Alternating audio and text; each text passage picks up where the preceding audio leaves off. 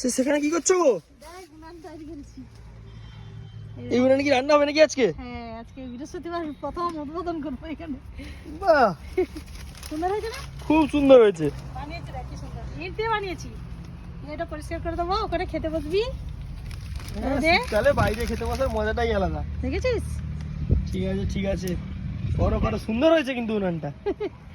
ভালো হয়েছে না? হ্যাঁ, কতদিন পর যে আমাদের বাড়িতে উনানটা হলো। দেখ কি সুন্দর উনানটা হয়েছে, দেখ। এই দেখ, ভেজা আছে। ওই ভাতের হাঁড়িটা বসিয়ে দিচ্ছি, দেখ।